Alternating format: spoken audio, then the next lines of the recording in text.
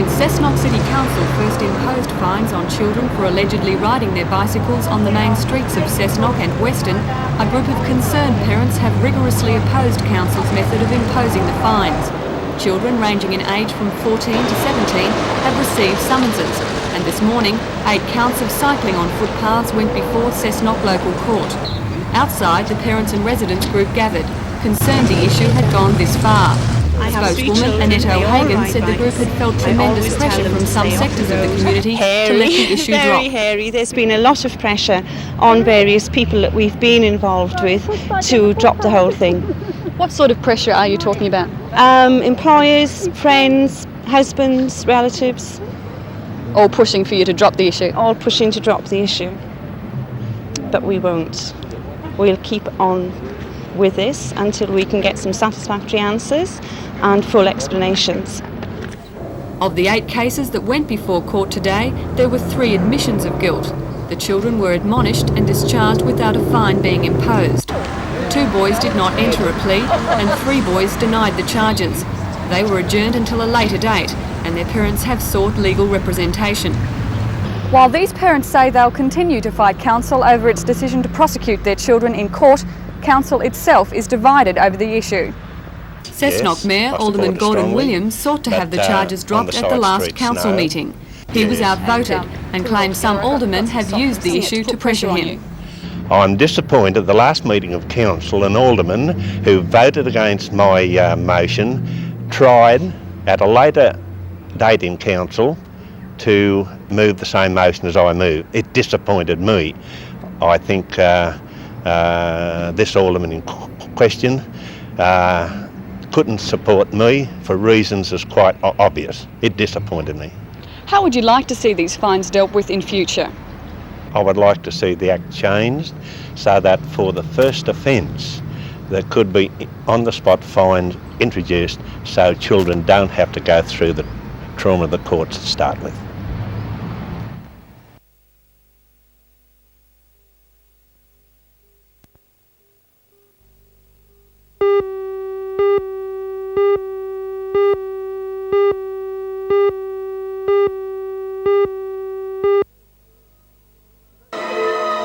Today's performances were part of the Hunter Orchestra's 2nd season this year. Since the orchestra was formed in April, many of its performances have been aimed at giving people who may not have seen a symphony orchestra the chance to do so.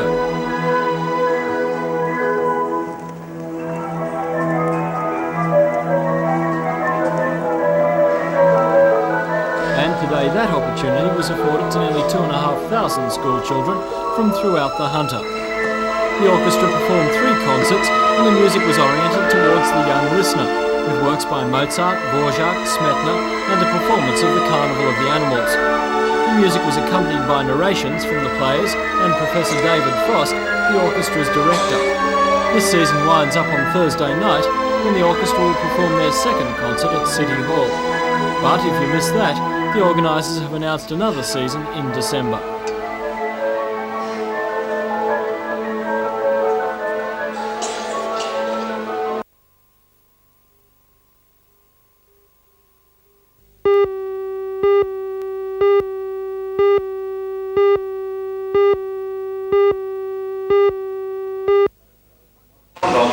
There's a total of 25 marine exhibitors covering the full range of boat requirements from dinghies to luxury cruises. There's $10 million worth of craft and accessories on display. With summer coming up, the temptation to take to the water is almost overwhelming. Most brands of aluminium and fiberglass boats are represented in close proximity, which after all is what a boat show is all about. Runabouts from 3.5 to 5.5 metres dominate the show, appealing to the middle range buyer. However, it's another world inside this Mariner 3400, fantasy means the most, a floating palace for the lucky few. Coming down to earth, the show also has plenty for the day sailor, sailing dinghies ideal for the family. The latest in radio and navigation gear is on hand, the more serious facet of boating required by all who venture outside. The show also displays the latest developments in the world of boating, not just in accessories, but including boat design. Extend carport extensions, for example, are designed to give more room in the boat's cockpit. And on it goes. The boat show continues through until Sunday with record crowds expected.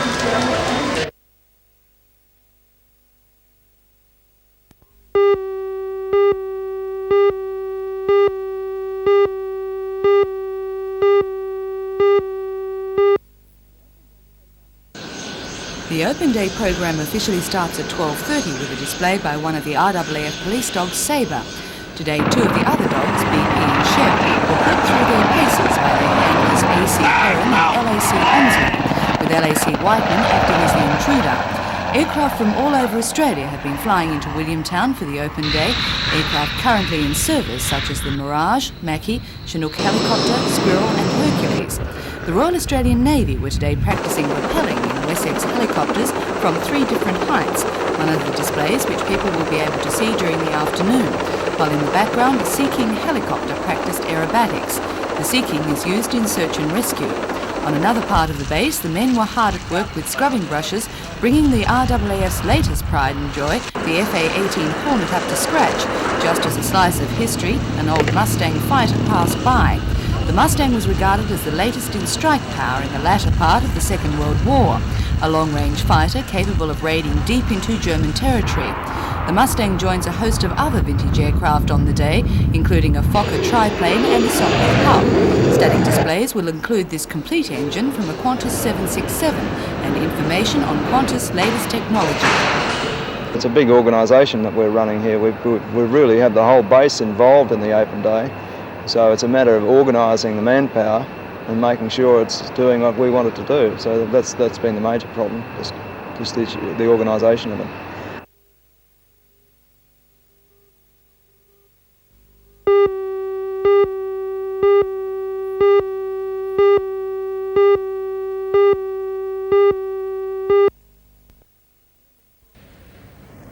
Teams from Fiji, Papua New Guinea, New Zealand and Hong Kong thrived on the sunshine of the immaculate Waratah greens. The Hong Kong team is on its way to the Pacific Games and performed well in the morning session. George Souza and Phil Chock, the hometown champions, went on to the last end but were beaten by Kahaiba's Darby Ross and John Smith 18-16, their last year's champions. But it's the ACT pair of Ian Stewart and George Dawes who lead Section 1 after Day 1 with 2 wins plus 40 from Ross and Smith with 2 plus 3. Tasmania's Tony Long and Des Brown lead Section 2 as the only 2-game winners. Victoria's Duncan Taylor and Bob Tolner lead the way in the 3rd section from Hong Kong pair MB Hassan and Dave Cho with 2 wins, a 20 margin. Sydney pair Peter Horse and Greg Randell head Section 4 from locals Jerry Subelich and Terry White with 2 wins. That section's only double success of the day. The tournament continues throughout the week with the finals on Friday.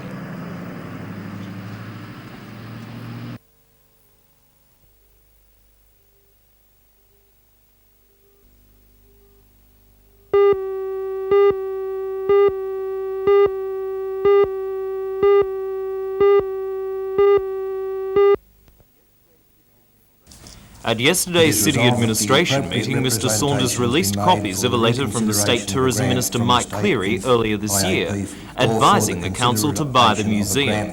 After the Council made the $500,000 purchase, it received a letter advising that it would not get any money from the federal government. The Council had been counting on $400,000 from the Steel Cities Assistance Program. Mr Saunders said he is still hopeful of raising the funds to cover the purchase, but did not say where the money may come from. He says he is confident that he will not have to sell the collection and says it is important to the region. Well, I think from the tourism point of view it's quite important, and I think tourism is one of the few factors we have to boost the economies of the Newcastle area in view of the bad unemployment situation. In other decisions by the Administrator yesterday, the Council will buy the Marist Park complex to form the central part of the Shortland Wetlands project. The purchase will cost $50,000 and another $50,000 will be spent by the Council on the development of the complex. The Hunter Wetlands Trust says the park should be open to the public by Christmas. The Administrator rejected an application by Lend Lease to convert the historic BHP mansion Bella Vista in Mayfield into 9 Housing Commission units for the elderly. The Administration received 9 objections to the proposal, including a letter from the National Trust saying it was taking steps to classify the property. Bella Vista is now unoccupied, but was built in 1919 as the residence for the Newcastle General Manager of BHP. The magnificent 2-storey mansion and its garden full of rare trees will now remain untouched for the time being.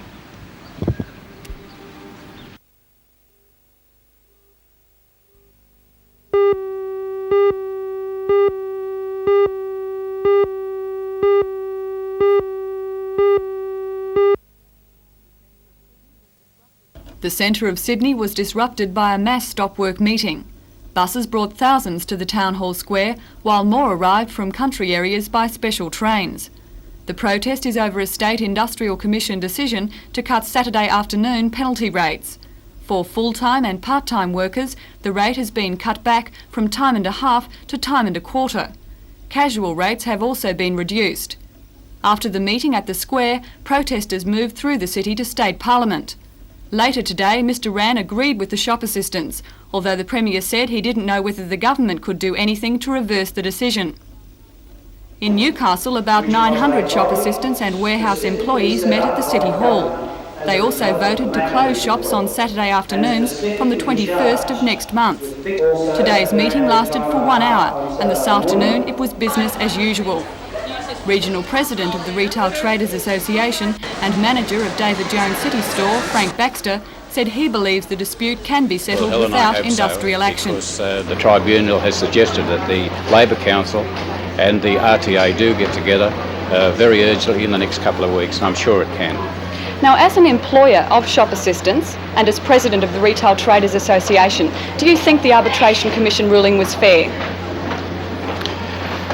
Well, it goes back to extended trading hours 12 months ago when that came down and time and a half came in, and that's the main issue. Instead of time and a quarter for the afternoon ruling, the RTA didn't think it was very fair.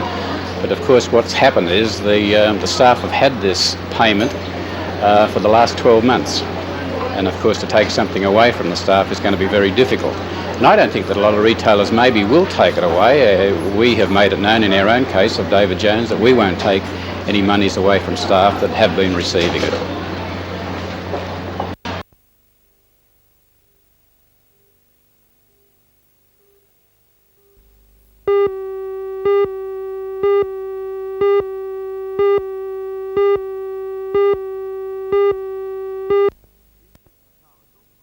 This year's Matara hill climb has attracted a full entry of 75 cars, and as they lined up before the scrutineers last night, it was obvious that there are some very fast machines amongst them. The Matara hill climb is the 6th round of the Australian Championship. Drivers are competing for points in a number of categories for modified production cars and highly specialised open-wheel single-seat races. This year, for the first time, there is a class for standard production cars, running on radial tyres. The lap record for the course stands at a lightning 42.75 seconds, set last year by former Australian champion Paul Hamilton in a March 77B racing car. Hamilton has not entered this year's event, and the hot favourite to break the record is the current Australian champion, Warren Brown from Newcastle, in his Sceptre V8 open-wheeler. Well, this year I feel that Warren Brown, the local national hill climb champion, stands a good chance. He also holds the championship, has a very quick car. Last year he was only 0.3 behind the outright record holder. So this year, given ideal conditions, I feel he has a chance to take the record in the fastest time for the day. You never seem to have any trouble filling the entry list for the Matara hill climb. Is it the attraction of the circuit? Matara hill climb through King Edward Park is the best hill climb circuit in Australia.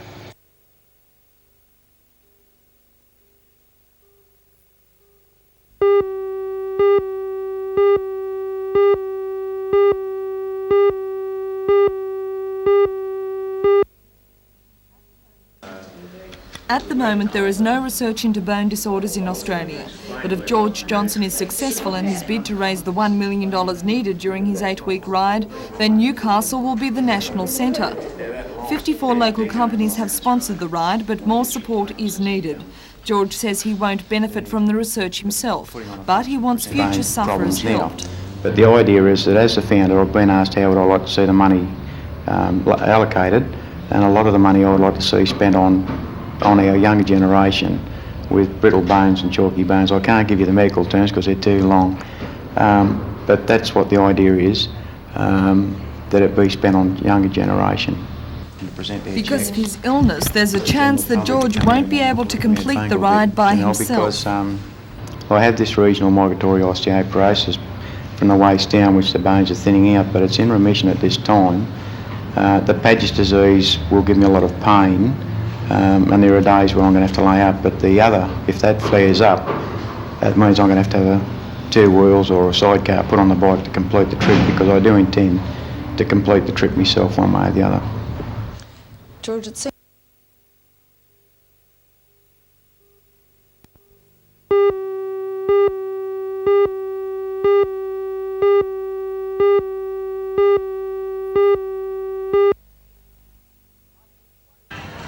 After a slow start when the junior Kiwis scored their only try, the Australian boys set about their game and ripped through a good defence to score 3 tries to lead 18-6 at half-time. In that half, Queenslander winger Gordon Langton touched the ball 3 times for 2 tries with sheer speed and ability to beat a man. Something to see.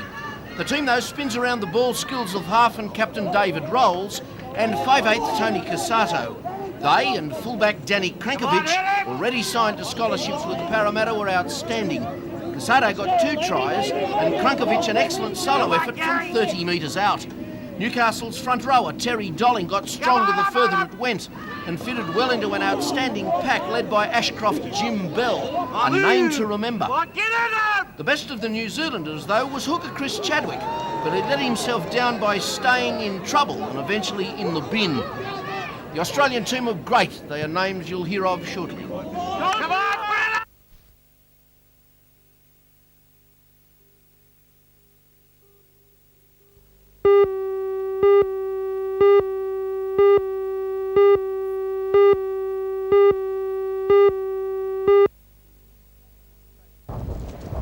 Both the City Administration and the Department of Public Works recognise that North Stockton Beach is subject to severe erosion. In fact, it's the severity of the problem that's preventing measures being taken to halt the process. The Department of Public Works says a management plan is required to identify the best way of tackling the erosion. It wants the City Administration to conduct the study, although the department said today it would contribute both money and resources. The cost of implementing the report's recommendations is another bone of contention. The department says it will not provide money from its beach improvement program because it's not for recreational use. The City Administration in turn says it can't be expected to foot the bill. Meanwhile, former Alderman and Stockton resident Frank Rigby says unless something is done and quickly, houses will be lost. We hope each year that for the next 2 months, we hope that this beach will build up. If we get a sou'easter in the next 2 months, we will lose the street and probably houses.